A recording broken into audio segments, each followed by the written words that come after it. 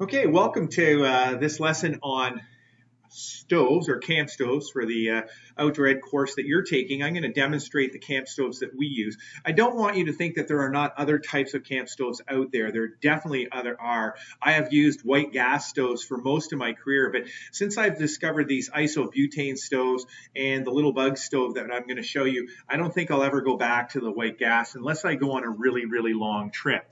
So fuel is a big consideration whenever you're doing a stove, and so this is the type of material. It's called isobutane. It says right on it, or in this case, butane propane is what it is, which is what it is. It's a mixture of propane and butane together. It has a very distinctive thread on the top. It's different than propane. Okay, it comes in different colored cylinders. This is a different one, Primus, made by the company Primus. Often has a little cap over the top protecting it. This one's been used. This one's brand new, hasn't been used yet. So I'm going to use my used one here today.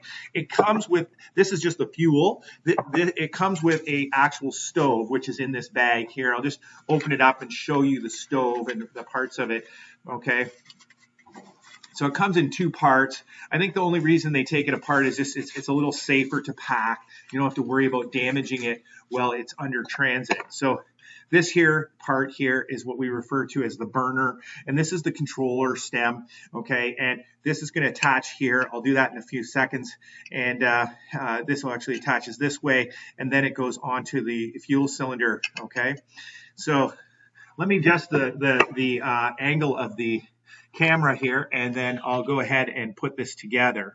Okay, so I think that's about right angle.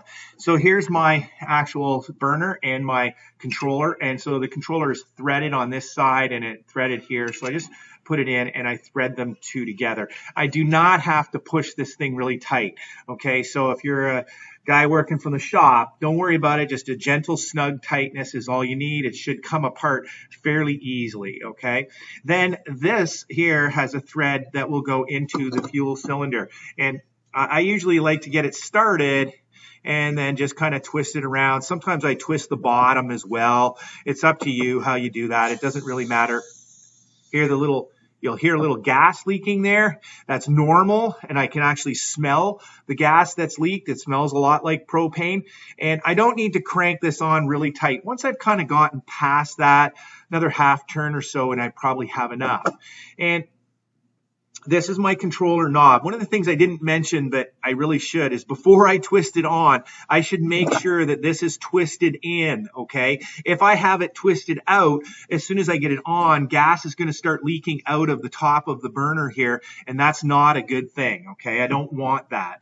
So what I'm going to do now is I'm going to open the fuel up for this, and it's really quite simple. I just loosen this black knob, and you'll hear the gas coming out.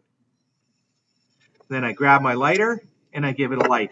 You should be able to see the blue rim of flame here. This cylinder is kind of used and getting old, but I can open it up and close it down. It's pretty much seen its best days, so it's a good demo one, but it's not really going really hot. This will get hot. In fact, I'm down here. I can really feel it on my face, okay? And it's quite warm. And they'll heat up and boil water fairly quickly, although it takes a lot of fuel to boil water, and so it's not my preference. What we like to use this for is cooking things like, maybe I like it for cooking pancakes on a frying pan. So I have my frying pan here. The frying pan can easily go on top. You do have to be careful and hold the frying pan. Just tip it a little forward that way. You have to keep the frying pan, centered, and usually keep a hand on it. I'll do a demonstration where I do cook up some pancakes here, how we cook them in class. It's a lot of fun. And this is my frying pan. You can see is heated up pretty nicely here. I'm just going to set it down on the ground. And I can then turn this off simply by rotating the knob in, and it's done. Now, one of the issues with these is that they are very sensitive to wind, okay? So when we get out into camping situations, the wind can be a huge issue. And so, not sure where I put it, but I had a windshield. Here it is. right behind me, we have a windshield, okay? And I can use this windshield to sort of block the wind. Sometimes I even have to find a log or sticks or branches because this is sitting high, or get this down low and this on a higher bit to block the wind. One thing I don't want to do is I don't want to block the wind on the side that the control knob is. If I do that, I can heat up this control knob, and I've seen it where people have heated it up so bad that the control knob melts off. So if the wind is coming from this side here, then you want to make sure you rotate your stove so that your control knob is on the other side. It's just that be aware of where the control knob is with respect to the windshield if you're using it. I prefer to use things like bigger items like the canoe and various other things to be my windshield. So create an environment where there is very little wind where I'm cooking, and so I don't have to worry about getting a windshield right up tight. But we do carry these. They're very light and simple to bring along. Okay. Now, even now after several minutes, this is pretty hot. I'm not going to take it apart at this stage of the game and start putting it back in the bag. That's just too soon to do that. So I'm going to set it aside, and I'm going to show you our other stove that we use on trip. And this stove is called a Littlbug Stove, and it doesn't look like much, and that's because it does not bring any, I don't bring any fuel on trip for it, okay? I'm going to tip this down just a little bit again because I think you want to see this on the ground. But the bottom line is all this is this 4 pieces of stainless steel. It's called a Littlbug Stove, and I do not use this with fuel. I use fuel in the bush. So I'm going to collect sticks and little branches and twigs. And where it really works well is pine cones, okay? And I'm going to show you in a demonstration of how to use this, where I make a fire, and we'll use this to make a fire and boil or at least warm some water. All right, so here's my bag. I'm just going to set it aside, and this is the 4 pieces here of the Littlbug Stove. So there's 2 of these larger pieces, one with some holes. I'll explain what they're for in a minute. And so you can see the difference between these 2 and these 2. Now, to assemble it, the first thing I need to do is take a small piece. It doesn't matter which one. And I'm going to put it here into one of the bigger pieces like this. Now, there are 2 sets of grooves here, so beware, okay? There's a set of grooves here and a set of grooves here. I do not want to put it in the lower ones like this. That puts this too level, and I'll explain why in a minute, okay? So I want it up here in the top ones. So I do that to 1, set it aside here, and then I'm going to do the same thing on this one. And again, in the top grooves, you'll see the 2 little notches here. You can see those notches quite well. One set right here that I'm going in, and the other set is over here, okay? And I could put them in these 2, and they do have them there in case you want to lower the pot. I don't want to do that. Now, what you'll find is there's tabs here. There's a little tab that's sticking out right here that I'm putting my finger on, okay? I'm not sure you can see that. And on the other side, there's a hole right here. The same thing occurs on this side, hole and tab. Okay, now it's pretty self-explanatory, but you need to line up a tab and a hole.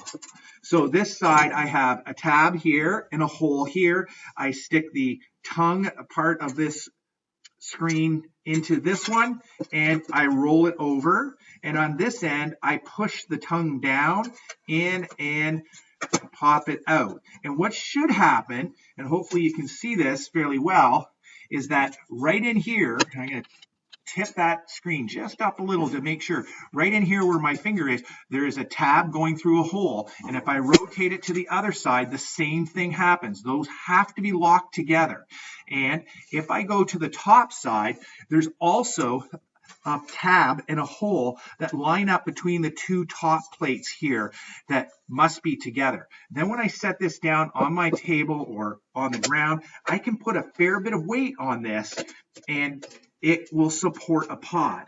I'll show you an example of a pot that we use on our trips to support it. This is our water pail. It holds 4 liters of water, and I can easily set that here. You won't be able to see that now because of the angle of the camera, but I'll tip it up. And you see this beautiful pot being supported by the stove below. And what's really cool is that we're going to build a fire down below. And these holes are important for oxygen to get into the fire down below. So I'm just going to tip down. Whoops. This is holes for the oxygen to get in on the fire. And here's where I can feed the fire. All four sides, I can feed the fire with twigs and branches as I go. Meanwhile, my pot of water can heat up above. And I'm not sure you can see this very well, but this pot is really quite a special pot. It has a neat little lid that has this little leather strap on it. So even with the pot hot or the lid hot, you can grab it and lift it off, which is really, really convenient. You don't need a pair of gloves to do that. And it even locks in. So this folds down and it folds back up and it locks into place. It's a really handy thing. In addition to that, the handle on it does the same thing. It locks this way so that you can use the pot in this manner. And most of the time, even with boiling water in it, I can still grab it by this handle with my bare hand. I usually like to prefer to use a glove on just to be safe. Just, you know, it's better for me. But it's a really high quality pot. These aren't cheap. They're worth it though. And that's my Littlbug stove. I'm going to show you how we put it away. Often after using the Littlbug stove for quite some time, it is just full of soot. Okay, it gets all black and covered in soot, and so we want to wear gloves when we're doing it. Otherwise, our hands just get filthy. Some kids don't care. They just do it anyway. Make sure it's cooled off if you're doing that. Gloves will allow you to work with it when it's a little warmer. I tip it on its side, and I basically reverse the process that I did before. And I just push down in the middle, and the thing comes apart. It's really handy, easy. These two pieces can come apart. I'll set one here and here. And now I'm going to go like that. There's my four pieces, and I'm going to return them to my bag. Now, if it is really dirty, I'm going to make sure that I don't use my hands, and I get them into the bag. I now have it in the bag, and I can put these little straps around it, and it's very easily packable. The nice thing, too, is that with the cover on it, I don't have to worry about it making a mess in my packed kit. You know, I don't have to worry about where it is, that it's going to get something dirty or anything like that. It is now in a protected case that won't be a concern for me. All right. Now I'm going to go back for a minute to my isobutane stove and just take it apart just to show you how this comes apart. It's really quite simple. By now it's cooled off. I just simply twist it apart. You can hear the fuel leaking again just briefly. Usually I try to turn past that as quick as possible, and then I loosen this off. It was still a little bit warm, not hot enough to burn me or anything, but it's there. This should come off, and the reason that you take this off is that it sticks out quite a ways, and it won't fit properly into the bag if you do it that way. And we set this in here like this. We often in our camping group say put the lighter in with the stove, because that's where you're looking for it anyway. So it's a good place to put your lighter also in here. And then we just simply pull the string cord like this. Everything's nice and safe and sealed. All right, that's your lesson. That's the lesson on camp stoves. I hope you enjoyed that. We'll see you next time.